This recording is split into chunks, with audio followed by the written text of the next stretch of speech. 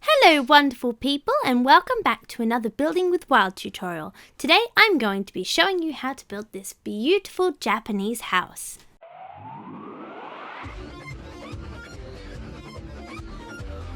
This Japanese house incorporates many notable elements from traditional Japanese houses, but it has a more organic feel than, say, the big Japanese castle that we built on AlphaCraft. As well as adding beauty to your world, this build is also practical. Its 2 stories and attic space provide plenty of storage for all of your things in survival. Alright, let's get building. For this Japanese house tutorial, you'll need the following materials. Now that you've got all those, let's start building. Begin by creating a 21 by 15 rectangle like this, leaving a 7-block hole at the front in the middle, 1 block high out of andesite. This 7-block hole is going to be our entrance, so we're going to turn it into a stair. Place polished andesite either side, with andesite stairs wrapping around like this, so the 2 corner ones are curved. Then, on the next layer up, place chiseled stone bricks, 1 diagonally up. Then place an andesite stair on top of each. Chiseled stone brick stair, 1 in line with these curved andesite stairs, and fill in the final 3 with some more andesite stairs. It should look like this. Now in each corner, place a polished andesite block, 2 stairs like this, and then on top of every andesite, place some more andesite stairs. Come to another corner and do just the same, polished andesite, 2 stairs, and continue round. That's the base of our build done. Now to create a floor, grab some stripped spruce logs and create a 3 wide edge on the 2 longer sides, making sure all of your stripped logs face the same way so they look like floorboards. When you come to this section here, just pretend that it's already filled in and continue on. Now that the 2 long sides are done, I've filled in one of the short sides 4 deep, and I'm going to do the same on this side, 1, 2, 3, 4, and continuing to keep the stripped spruce logs all facing in one direction.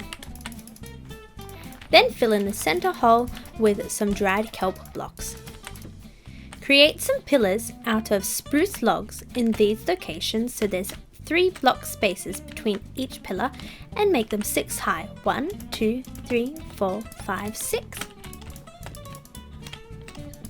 Then place 1 layer of sand in the bottom of each gap except for the center front one, that's our door.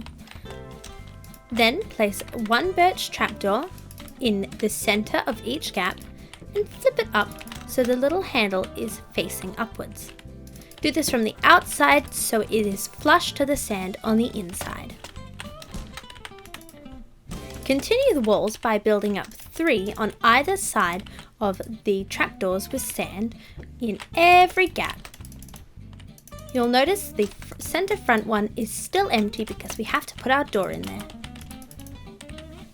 Next, place a trapdoor upside down by using a dirt placeholder block, placing the trapdoor on that block and then flipping it. You'll see the handles are together, and if you're looking from the inside, it's flush. You can then break that dirt placeholder block and replace it with sand, and do this on each wall. Top each of these off with some red terracotta, and then underneath each place 3 jungle wood buttons. And then finish off the wall by placing a final layer of sand on top of each red terracotta so it's all smooth across the top. Now to create the door, create a frame using some dark oak stairs, upright and upside down. Then, coming from the inside of the build, place trapdoors, these are birch trapdoors, up like this, and grab some dirt placeholder blocks, place 2 high, the space of a door, and 1 more on top, so it looks like that. Then come back to the outside, place a dark oak trapdoor to finish off the top. You'll need to place a door looking in from the inside so it's nice and flat, just like that. Then finish off the wall with some sand across the top, then a layer of red terracotta and some more sand. it should look like this. Now to create the corners of our ngawa, the Japanese word for a wraparound veranda, place a spruce log with a composter on top, then 2 more spruce logs, and then on the top spruce log place 2 jungle trapdoors, so it looks like this.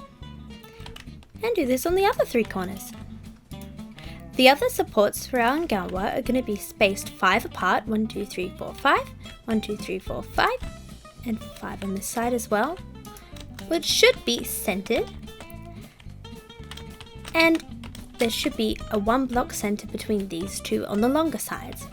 Then place 2 jungle fences on top of each other and a final spruce log on top, and do this all the way around. There we have it. All of our uprights are in. Here's a little fun fact. In Japan, the number 4 is quite unlucky, while the number 5 is quite lucky. It's quite a good thing then that our space is all 5 wide. Create an edge between each of our uprights using some dark oak fences and a jungle fence gate. Place the fence gate in the center and do this to connect each upright. Create a sort of arch over each opening with 2 upside down dark oak stairs on either side like this. Then grab a dirt placeholder block, place 1 and then a dark oak slab, break that placeholder block, and then place 2 more dark oak slabs on the lower level. See how it creates this arch? Do this in every opening except for the front one. For the front opening, simply place dark oak stairs upside down on each of these blocks here and here. Then go and place some jungle fences on each of these less ornate uprights. You can also hang some lanterns from the 2 front ones like this, and then grab some dark oak trapdoors and connect these dark oak stairs to the bottom just like this. And you only need to do this on the ones where there's fences, so not on these side ones. Now let's create a roof on top of our ngawa. On each corner of the build, use some dried kelp blocks, just like this, and then on top of all the rest of our kind of edge supports, place some stone brick slabs going in between each of our kelp corners. Then create a roof over the top of our ngawa with some more stone brick slabs at the upper level, so it's flush with the top of these blocks and 1 up from the other slabs we placed. To create the classic swooping roof, place some stone bricks across the front only to the edge of the kelp blocks, and do that on all 4 sides. Then for each corner, place 2 slabs coming in like this with slabs on top, then a block and a block, then a slab, a block on top of that slab, and a stone brick wall. Now in each corner, on the upper level of this very corner block here, place some slabs. These are spruce slabs in a little L shape, and then place another slab 1 up in the back to create a square. For the rest of this part of the roof, create a gradual 3-step slope out of spruce slabs, and you'll notice that the top slab on the 2 long sides sits on top of the wall, whereas on the short sides sits 1 back from the wall.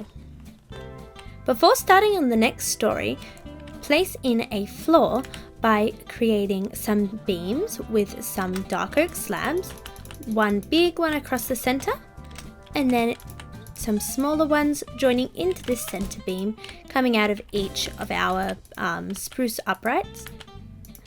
And then use some more dried kelp blocks to place on top of this, which creates the roof for the bottom floor and the floor for the top floor. I really like how the dried kelp blocks subtly hint at tatami mats while also having a really organic look. Begin the walls of the second floor by creating pillars out of some spruce logs on each of the corners and in the center, front and back. They should all be 5 blocks apart, 1, 2, 3, 4, 5, and the 2 corner ones on each side will sit on top of the sand. Using red terracotta, create a base for each wall all the way around. And then in each section of the wall, build 3 separate 2-high kind of pillars out of sand and some birch trapdoors flipped up so the handles are facing upwards. Then grab some looms, and this isn't a traditional building block, but it really looks great, and place them so they're all facing with their kind of funny pattern side hidden, so you can see just this section on top. And then place some trapdoors underneath each of these so the handles connect to the ones below. Once all of the walls and flip-flap windows are in, your build should look like this. Now in preparation to put our roof on the top, let's create some intricate details. Place a slab on each corner, then build up to the top of this spruce log with some jungle fences. Then place a fence gate off to each side. Then in these center pillars, place a jungle fence like this. Then place an upside down dark oak step off of each side like this. And then fill in the center with some dark oak trapdoors on the top level. Let's mirror this iconic swoop from the bottom roof on the top roof by placing a dried kelp block on top of the spruce log, 2 stone bricks on top of each of these dark oak stairs. Then take a dirt placement block and place it on top of this kelp block. Then 3 spruce slabs out like this and break that dirt placement block. Then take your stone brick and build out 1 from this block, and do this on the other one as well, and build up on this second one like this. It should look like this so far. Then grab some more stone blocks and place them either side of this corner slab, and then place a dirt placement block and 1 more stone brick on top. Should look like this. Now that our 4 corners are in, let's start on the rest of the roof. Begin by placing spruce planks on top of the whole wall all the way around, connecting our kelp blocks. Now mark the center of each of these short walls by building a pillar out of some sort of placement block. I'm using dirt. Then use spruce stairs and just simply create a nice slope building all the way up to this block. You can use dirt placement blocks to make your way up there. And once you make it to this center block, stop and place a layer of spruce slabs all the way across the top. And that's our back roof finished. Oh, and before we forget, place 1 layer of some stone brick slabs just along the bottom to finish off the edge of the back of the roof. And while you're at it, fill in between the other corners and break your dirt placement blocks on the 2 short sides. Before we can completely fill in the front roof, we're going to add a little sticky out section. Begin by placing some composters on the center and 1 to either side, so you're leaving a 1 block gap like this. Then create a point kind of pattern out of some jungle fences, just like this. While the build is still open, create a roof out of some stone brick slabs, filling in this entire opening. And you really do have a little attic space here as well, which you can use. Next, for this section of the roof, place some upside down spruce stairs going all the way up to the top on either side. And then for this center one, you'll need to grab some dirt placeholder blocks out, build up a pillar and place 1 facing forward like that, coming off of it. Then grab some stone brick stairs and just build on top of each like this. And then grab a stone brick slab and place one on the very top. It should look like this. Now we need to create some walls out of sand where we're going to have openings in our roof. So build a wall at the back here, which should be 5 at the base and then 3 up. You don't need to worry about the top. And do that on the other side, and this is across the short side. And you'll see I'm building one in from this edge of stone brick.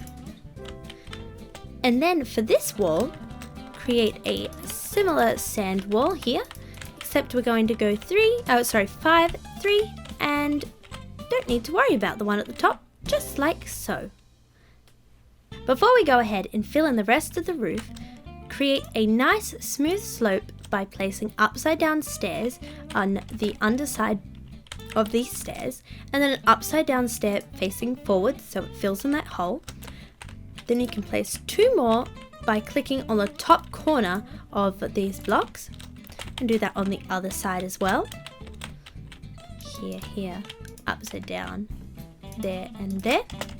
Then all you need to do to finish off the roof is take some more spruce stairs and just continue to connect the roof like this. When you come to this section here, just wrap it around so it all connects smoothly. And when you get to the very top, you'll need to switch to some slabs. There we have it, the base of the roof is done. Now for some finishing details, come to the 2 short ends, build 2 up with some jungle fences and connect them at the top with a jungle fence gate.